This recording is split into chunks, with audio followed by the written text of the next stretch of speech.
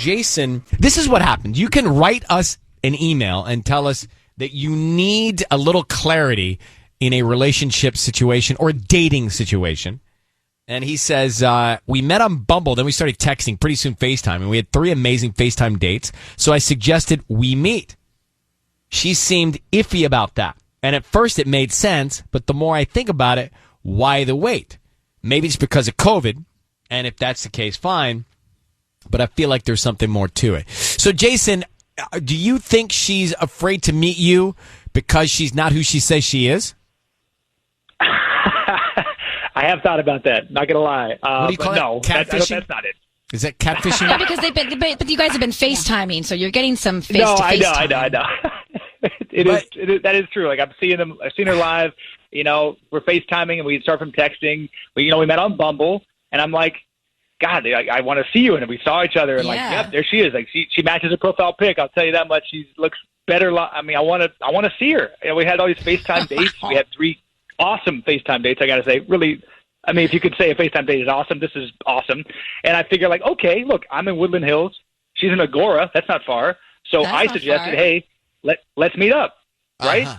So I'm like, okay, next steps. But she's getting a little reluctant to get back to me. There's no details. She's non-committal. She's iffy. Well, you're very happy anyway. So I don't know if you need anybody else, Jason. You're a happy-go-lucky kind of guy. I can tell by yourself. Well, I mean, I'm just excited to see her live, but look, and I get if she's afraid of COVID or whatever it is, like I get that it's cool people trying to keep safe.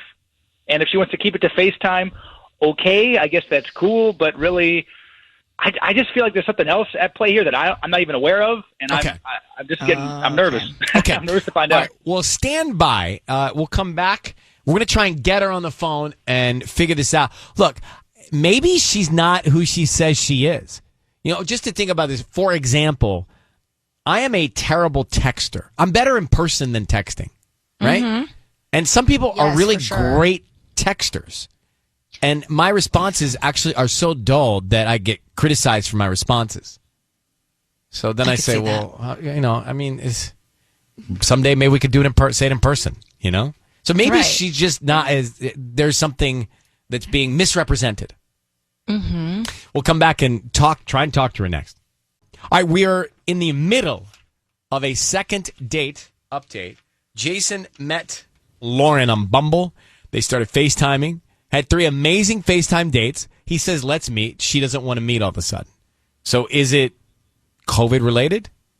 Is it due to the times? Is it that she just doesn't want to see him in person for some reason? I think there's another lingering man, all right, maybe from her past. I'm going to have Jason listen in on this. Lauren, are you there, Lauren? Hi, yes. Hi, Lauren. Thank you for agreeing to come on the air with us. We're calling you about a gentleman named Jason. Does that sound familiar? Yeah. Okay. Now, you met him on Bumble, and you guys had a few FaceTime dates. How'd those dates go? They were good. I mean, we talked for a while. We had a good time. Jason's really funny. He's very smart. There were just, some things that seemed off to me. Is that right? For example, what would off? What do you mean? Well, you can tell like a lot about a person by the background of their FaceTime. Uh-huh. And what was his background? Hold on. Lauren? Sorry, Lauren. Jason is on the phone here with us listening in. Go ahead, Jason. Lauren, what's up? What did you see on FaceTime? You just have a lot of dirty clothes lying around. Like, the room is very messy. Oh, my God. Okay. Yep. Okay. Guilty. I admit that. Yep. Okay.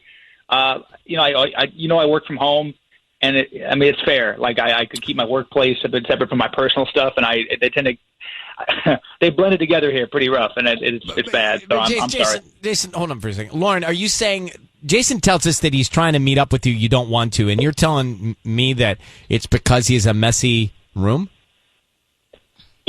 Well, it wasn't just that. I don't know. I also saw there was a time when he kind of turned the camera to the left a little bit, and I saw in the corner of his room on his dresser, he had all these trophies, like trophies from that look like they're from like middle school. And, Is that a I'm problem? sorry, I'm not laughing at you, but Oh man, Lauren, look, I know what you're talking about. I do have trophies, but look, I don't even think about those. What sport did you play, Jason? What are the trophies in? I mean, there's a few. I mean, I was a swimmer. I was a baseball, a little bit of basketball. All right, listen, it's like I have a few swim trophies at my home. Right. right. Like, I know they're on display. I have a pretty compact lifestyle right now, but it's like I had to move everything out of my parents' house. It's like we have all this time on our hands, so my parents are finally like, hey, you got to get the stuff out of here, and so I'm like in a consolidation mode right now. Lauren, so Jason on display. Jason seems like a good time. The guy, I got to be honest with you, he was so elated, even knowing you weren't going out with him, that he may be just a happy guy. And so what if he has some trophies? Listen to him. He's chuckling about this whole thing. Well, there's one, I think, last thing that's kind of sort of a thing for me is that I just see a rather large bong in your room, and which is fine, but it's just not something that, it's not my thing, and not something that I really do. Okay, I don't. Now look, Lauren. Look, I have not used that bong since college. All right, it's kind of. I mean, sadly, right now in my room, it is like probably the fanciest, most decorative thing in the background. But I understand it maybe draws some focus. Why is it there why is it there as an artifact? Look, literally, if I scan my room right now, you would see like banker's boxes ready for stuff to go in them. And I'm in process, Lauren. I'm moving things. I'm consolidating. I'm cleaning my room. I'm going to box them all up, box the trophies. I'll get rid of it. Okay, look, honestly, I really want to meet you. I want to meet you in person, off of FaceTime. You won't have to see this room. I promise you. Will you go out with me? Let's try this. Okay, yeah. Maybe we can get you some furniture. I mean. Lauren, listen, yes. Jason is like a big hunk of clay waiting to be sculpted. That is what I hear in his voice. Okay? Like, bring your tools and just carve this guy.